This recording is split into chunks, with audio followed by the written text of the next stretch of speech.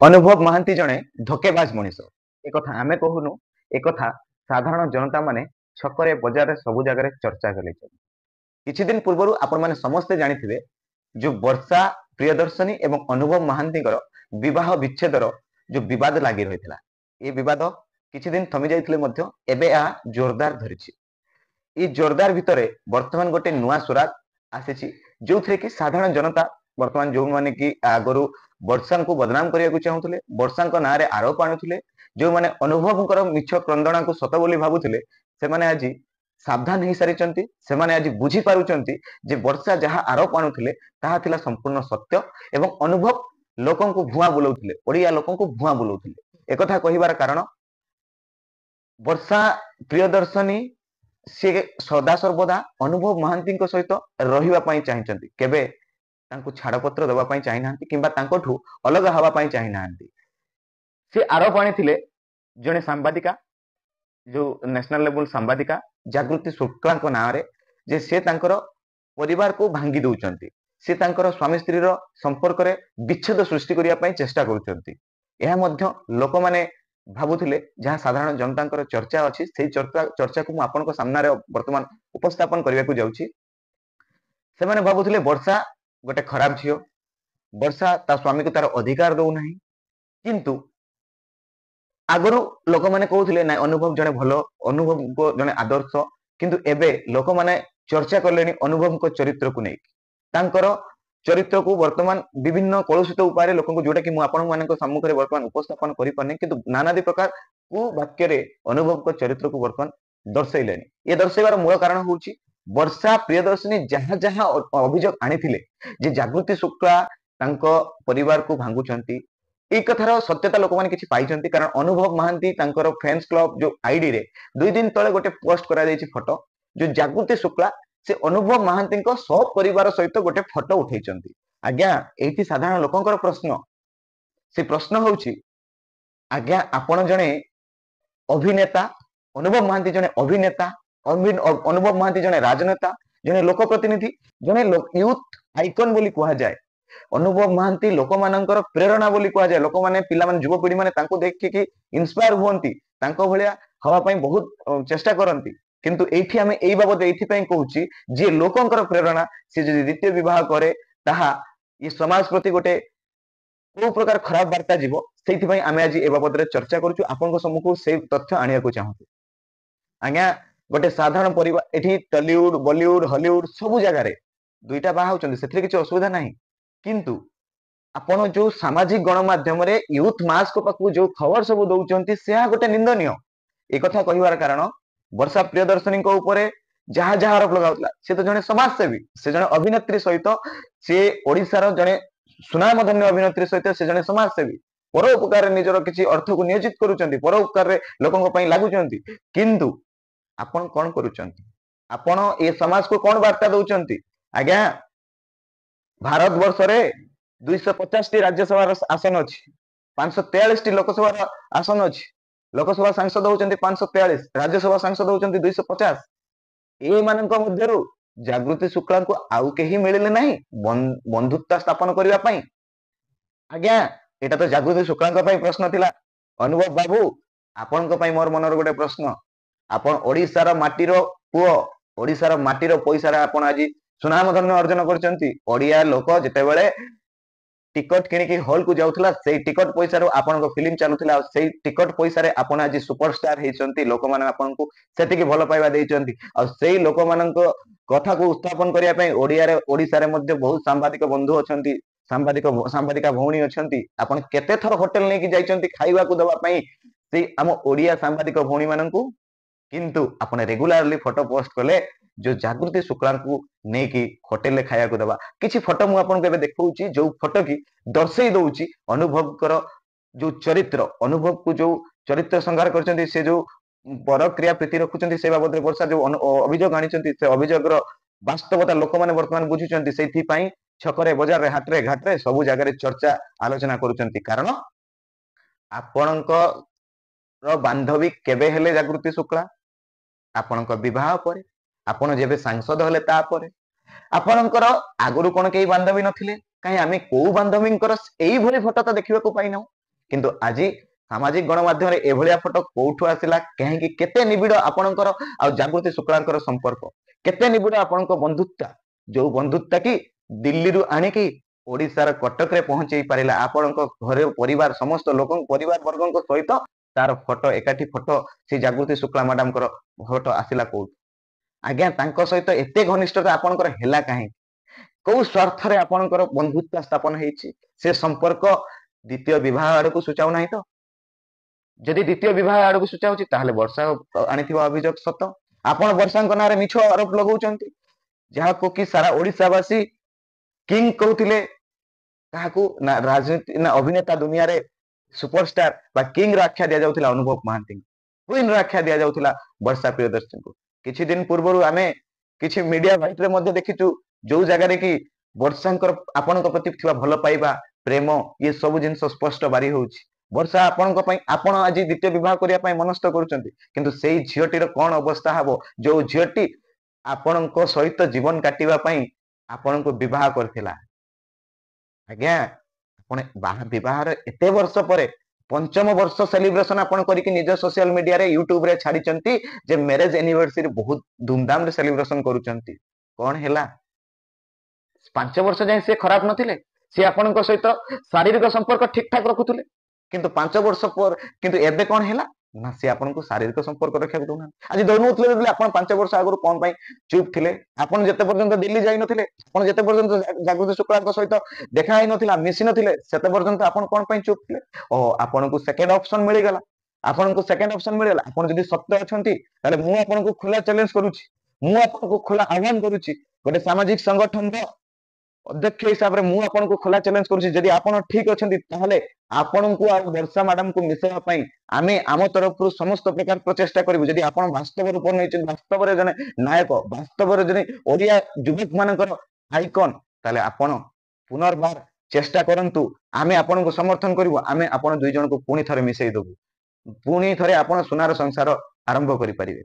ଆଜ୍ଞା ଓଡିଆ ଜଗତର ଯାହା ଅବସ୍ଥା ହେଲାଣି, ଓଡିଆର ଫିଲ୍ମ ଇଣ୍ଡଷ୍ଟ୍ରି ଯାହା ଅବସ୍ଥା ହେଲାଣି, ଆପଣ ମାନେ ତାପରେ ଆହୁରି କଳୁଷିତ କରୁଛନ୍ତି। ଆରେ ଓଡିଆର ପଇସା ଖାଇକି, ଓଡିଆର ଦାନା ଖାଇକି ଆପଣ ମାନେ ଓଡିଶାକୁ ବଦନାମ କରିବାକୁ ଚାହୁଁଛନ୍ତି। ଆଉ ଆପଣଙ୍କର ରୂପ, ଆପଣ କେତେ ଅଭିନୟ ଠାଣିରେ କଥା ହେଇପାରନ୍ତି ଇଏ ସମସ୍ତେ ଜାଣିଛନ୍ତି, କାରଣ ଆପଣ ଜଣେ ଭଲ ଅଭିନେତା, ଆପଣ ଭଲ ଅଭିନୟ କରିପାରନ୍ତି। ଆଉ ସେଇଥିପାଇଁ କିଛି ଦିନ ପୂର୍ବରୁ ଆପଣ ନିଜର ସ୍ୱାର୍ଥ ପାଇଁ ଗୋଟେ ରାଜନୈତିକ ଦଳରେ ଯାଇକି ସାମିଲ ହେଲେ। ଆପଣ ତ ଅଭିନୟ କରୁଥିଲେ, କାହିଁ ଅନ୍ୟ ହିରୋ ମାନେ ଅଛନ୍ତି ଯୋଉମାନେ ସବ୍ୟସାଚୀ ମହାପାତ୍ର, ସେ କଣ ରାଜନୀତି କରିପାରିବେ? ଆପଣ କଣ ଅଧିକ ରାଜନୀତି ଜାଣିଛନ୍ତି? ଆପଣ ରାଜନୀତିରେ କଣଟା ଅଧିକ ଜାଣିଛନ୍ତି ଯୋଉଥିପାଇଁ ଆପଣ ରାଜନୀତି କଲେ? ଓ ଆପଣ ମାନେ ସେଇ ଅଭିନୟ କରି କରି ଓଡିଶାର ଲୋକଙ୍କୁ ଭୁଲ ବୁଲଉଛନ୍ତି। ଆପଣ ଗଲେ ଗୋଟେ ନିଜ ସ୍ୱାର୍ଥ ପାଇଁ ଯାଇକି ଗୋଟେ ରାଜନୈତିକ ଦଳର ଷ୍ଟାର କ୍ୟାମ୍ପେନର ହେଲେ, ତାପରେ ଯାଇକି ସେ ଦଳରୁ ଆପଣ ସାଂସଦ ଟିକଟ ନେଇକି ଲଢିକି ସାଂସଦ ହେଲେ।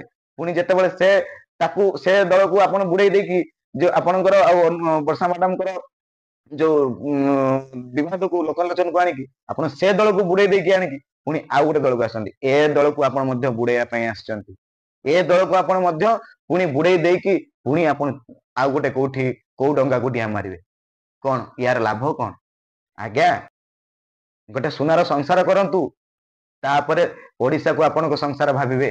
ଆଗେ ପ୍ରଥମେ ନିଜ ସ୍ତ୍ରୀ ସହିତ ଭଲରେ କେମିତି ମିଶି ହବ।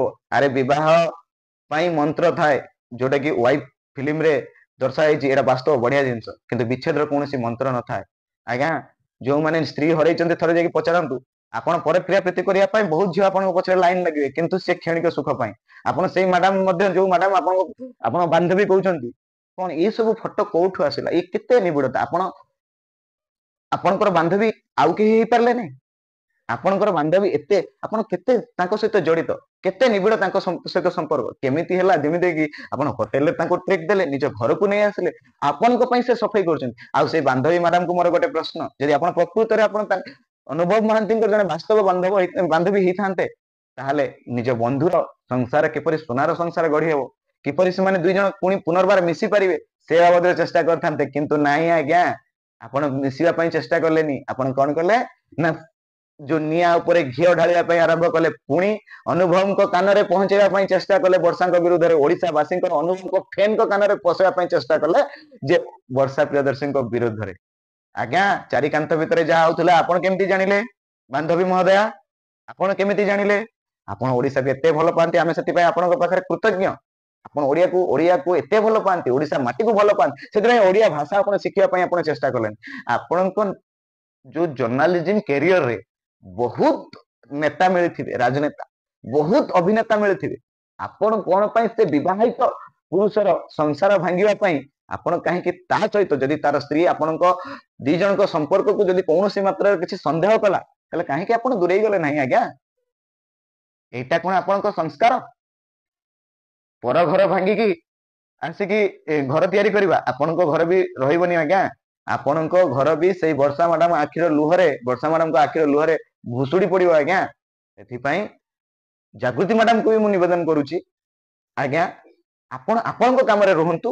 ଯଦି ବାସ୍ତବରେ ଆପଣ ଅନୁଭବ ମହାନ୍ତି ଯେ କି ଆମ ଓଡିଶାର ଗର୍ବ ଗୌରବ, ଜଣେ ଅଭିନେତା ହିସାବରେ, ମୁଁ ରାଜନେତା ହିସାବରେ ତାଙ୍କ ପାଇଁ ଗର୍ବ କରିବିନି, କାରଣ ରାଜନୀତିରେ ର ଅକ୍ଷର ମଧ୍ୟ ସେ ଜାଣିନାହାନ୍ତି। କେବଳ ରାଜନୀତି ଦଳ ତାଙ୍କୁ ଷ୍ଟାର କ୍ୟାମ୍ପେନର କରିକି ନେବା ପାଇଁ, ଯୋଉ ତାଙ୍କର ଅଭିନେତା କ୍ୟାରିୟର ଯୋଉ ଲୋକପ୍ରିୟତାଟାକୁ କିଣିବା ପାଇଁ କେବଳ ତାଙ୍କୁ ରାଜନୀତି ଦଳରେ ସାମିଲ କରିଛନ୍ତି। ସେ ଜଣେ ଭଲ ରାଜନେତା ନୁହନ୍ତି, କିନ୍ତୁ ଭଲ ଅଭିନେତା। ତାଙ୍କ ଅଭିନୟ ସାରା ଓଡିଶାବାସୀଙ୍କର, ତାଙ୍କ ରାଜନୈତିକ କ୍ୟାରିୟର ବିରୋଧୀ ହୁଅନ୍ତି କିମ୍ବା ରାଜନୈତିକ ସପୋର୍ଟ ହୁଅନ୍ତି, ସମସ୍ତେ ତାଙ୍କୁ ଭଲ ପାଆନ୍ତି ତାଙ୍କ ଅଭିନୟ କାରଣ। ସେ ଜଣେ ବହୁତ ଭଲ ପିଲା, ସେ ଜଣେ ବହୁତ ଆଦର୍ଶବାନ ଲୋକ, କିନ୍ତୁ ଆପଣ ତାଙ୍କୁ ଡାଇଭର୍ଟ କରୁଛନ୍ତି। ଆପଣଙ୍କ ପାଇଁ ଆଜି ଅନୁଭବ ମହାନ୍ତି ତାଙ୍କର କ୍ୟାରିୟରଟାକୁ ସ୍ପଏଲ କରିବାକୁ ଯାଉଛନ୍ତି। ମୁଁ ଅନୁଭବ ମହାନ୍ତିଙ୍କର ଜଣେ ବହୁତ ବଡ ଫ୍ୟାନ, ସେଇ ଫ୍ୟାନ ହିସାବରେ ଜାଗୃତି ମ୍ୟାଡାମକୁ ନିବେଦନ କରୁଛି, ଦୟାକରି ଆପଣ ସେଇ ପୁନର୍ବାର, ଆଜ୍ଞା ଡିଭୋର୍ସ ହେଇଛି ଖାଲି କାଗଜ କଲମରେ, ପୁଣି ଚାହିଁଲେ ଆପଣ ମିଶି ପାରିବେ। ଆପଣଙ୍କୁ ନିବେଦନ କରୁଛି, ଆଉ ସେ ଜାଗୃତି ମ୍ୟାଡାମକୁ ବି ନିବେଦନ କରୁଛି, ମିଶିବା ପାଇଁ ଥରେ ଚେଷ୍ଟା କରନ୍ତୁ। କେହି ନହେଲେ ମୁଁ ଆଚ୍ଛା ସଂଗଠନର ଚେୟାରମ୍ୟାନ ହିସାବରେ ମୁଁ ଆପଣଙ୍କୁ ଖୋଲା ଚ୍ୟାଲେଞ୍ଜ କରୁଛି, ଯଦି ଆପଣ ବାସ୍ତବରେ ଦିନେ ନା ଦିନେ ଯଦି ବର୍ଷା ମ୍ୟାଡାମକୁ ପ୍ରେମ କରିଥିବେ, ତାହେଲେ ନିଶ୍ଚିତ ଆସନ୍ତୁ। ମୁଁ ଆପଣଙ୍କୁ କଥା ଦଉଛି, ଆପଣ ଦି ଜଣଙ୍କର ମିଶିବାର ବାଟ କରିବି, ଆଉ ନିଶ୍ଚିତ ଆପଣଙ୍କୁ ମିଶେଇବି। ଯାହା ଭୁଲ ଭଟକା ସବୁ କିଛି, ସଂସାର ଗଢିଲେ ଛୋଟ ମୋଟ ଟିକେ ଝଗଡା ଲାଗେ, ସେ ଝଗଡା ଯେ ଇଏ ବିରାଟ ବଡ ରୂପ ନେଇକି ଯେ ବିଚ୍ଛେଦ ହେଇଯିବ, ଇଏ ଗୋଟେ ନିନ୍ଦନୀୟ କଥା। ଆଉ ବର୍ଷା ମ୍ୟାଡାମ ଆପଣଙ୍କୁ ମଧ୍ୟ ନିବେଦନ, ଆପଣ ତ ବହୁତ ଭଲ କାମ କରିଛନ୍ତି, କାରଣ ଆପଣ ସମାଜର ଗୋଟେ ଦାୟିତ୍ୱ ବହନ କରିବା ପାଇଁ ଚାହିଁଛନ୍ତି, ସମାଜ ସେବାରେ ନିଜକୁ ନିୟୋଜିତ କରିଛନ୍ତି। ଆଉ ସବୁଠୁ ବଡ ଜିନିଷ ହଉଛି, ଆପଣ ଅନୁଭବଙ୍କ ବିରୁଦ୍ଧରେ ପଦେ ଏତେ ପର୍ଯ୍ୟନ୍ତ କିଛି କହିନାହାନ୍ତି, କିନ୍ତୁ ଆପଣଙ୍କୁ ନେଇକି ଅନୁଭବ ବହୁତ ପ୍ରକାର ଆପଣଙ୍କ ବିରୁଦ୍ଧରେ ମନ୍ତ ଦେଇଛନ୍ତି। ଆଉ ଅନୁଭବଙ୍କ ଫ୍ୟାନ ମାନଙ୍କୁ ମଧ୍ୟ ମୋର ଏତିକି ନିବେଦନ ଅଛି, ଆଜ୍ଞା ଆପଣଙ୍କ ଘରେ ବି ମା ଭଉଣୀ ଅଛନ୍ତି, ଝିଅ ଅଛନ୍ତି। ଆପଣଙ୍କ ମା ଭଉଣୀ ସହିତ ଯଦି ଏଇ ଜିନିଷ ହେଇଥାନ୍ତା, ତାହେଲେ କଣ ହେଇଥାନ୍ତା? ଆପଣଙ୍କ ମା ସହିତ ହେଇଥିଲେ ଆପଣ ଆଜି ଶାନ୍ତିରେ ରହିପାରିଥାନ୍ତେ। ଆପଣଙ୍କ ଭଉଣୀ ସହିତ ଯଦି ଏହା ହବ କି ହଉଥିବ, କି ହବାକୁ ଥିବ, କି ହେଇଯାଇଥିବ, ତାହେଲେ ଆପଣ କଣ ସେଇ ଜିନିଷ ସମର୍ଥନ କରିଥାନ୍ତେ? ଆପଣ ମାନେ କଣ ଦେଖି ପାରୁନାହାନ୍ତି, ଯୋଉ ଲୋକମାନେ ବର୍ତ୍ତମାନ ଅନୁଭବଙ୍କ ଚରିତ୍ରକୁ ନେଇକି ନାନାଦି ପ୍ରକାର ଅଶାଳୀନ କଥା କହୁଛନ୍ତି, ଯୋଉଟା କି ମୁଁ ଆପଣଙ୍କ ଆଗରେ ଏବେ ଗଣମାଧ୍ୟମ, ଯେହେତୁ ଏଟା ସାମାଜିକ ଗଣମାଧ୍ୟମ, ମୁଁ ପ୍ରକାଶ କରିପାରୁନାହିଁ। ଏଇଟା କଣ ଗୋଟେ ସୁପରଷ୍ଟାର କୁ, ଓଡିଆର ସୁପରଷ୍ଟାର କୁ ଏଇଟା କଣ ଗୋଟେ ଶୋଭା ଦଉଛି? ଓଡିଶାର ପୁଅ ସିଏ, ଓଡିଶାର ଗୌରବ ସିଏ, ଓଡିଶା ମାଟିର ସୁନାମ ଧନ୍ୟ ନାୟକ ସିଏ। ଆଜ୍ଞା କିଛି ଶିଖନ୍ତୁ। ଆପଣ ରାଜନୀତିରେ ବି ଡେଡ୍ ହେଇଯିବେ, ଆପଣଙ୍କୁ ରାଜନୀତିରେ ବି ଡେଡ୍ ଆପଣ ହେଇଯିବେ, କାରଣ ଯିଏ ନିଜ ଘରକୁ ସମ୍ଭାଳି ପାରିନାହିଁ, ଯିଏ ନିଜ ସ୍ତ୍ରୀକୁ ସମ୍ଭାଳି ପାରିନାହିଁ, ସିଏ କଣ ଦୁନିଆର ମା ଭଉଣୀଙ୍କର ସୁରକ୍ଷାର ଦାୟିତ୍ୱ ନେଇପାରିବ? ଆଜ୍ଞା ବେଶୀ କିଛି କହିବିନି, ଏତିକି ନିବେଦନ କରୁଛି, ଯୋଉ ଦିନ ଆପଣ କହିବେ, ଆପଣଙ୍କୁ ଖୋଲା ଚ୍ୟାଲେଞ୍ଜ କରୁଛି, ଆପଣ ଦି ଜଣ ଯେବେ ମିଶିବା ପାଇଁ ଚାହିଁବେ, ସେବେ ଆମେ ପ୍ରସ୍ତୁତ ଅଛୁ ଆପଣ ଦି ଜଣଙ୍କୁ ମିଶେଇବୁ। କିନ୍ତୁ ଯଦି ଆପଣ ଉଦାରୀ ମଣିଷ ହେଇଥିବେ, ତାହେଲେ ମିଶିବା ପାଇଁ ଚେଷ୍ଟା କରିବେ। ଯଦି ଆପଣ ସ୍ୱାର୍ଥପର ମଣିଷ ହେଇଥିବେ, ତାହେଲେ ତାକୁ ଅଣଦେଖା କରିବେ। ଆପଣ ତ ଅଣଦେଖା କରିବେ ମତେ ଯାହା ଲାଗୁଛି, କିନ୍ତୁ ତଥାପି ମୁଁ ମୋ ତରଫରୁ ଗୋଟେ ହୋପ ଛାଡି ନାହିଁ। ମୁଁ ଆଶା କରୁଛି ଆପଣ ଦି ଜଣ ପୁଣି ଓଡିଶାର ରାଜା ରାଣୀ ଭଳିଆ ସୁନାମ ଅର୍ଜନ କରନ୍ତୁ। ଆପଣ କୁ ବହୁତ ଭଲ ପାଆନ୍ତି, ଅନୁଭବ ମାନେ ବର୍ଷା, ବର୍ଷା ମାନେ ଅନୁଭବ, ଏଇ ଦୁଇଟି ଯୋଡିକୁ ଓଡିଶାର ଲୋକମାନେ ବହୁତ ଆଦର ସମ୍ମାନ କରନ୍ତି, ବହୁତ ଭଲ ପାଇବା ଦେଇଛନ୍ତି ଓଡିଆବାସୀ ଆପଣ ମାନଙ୍କୁ।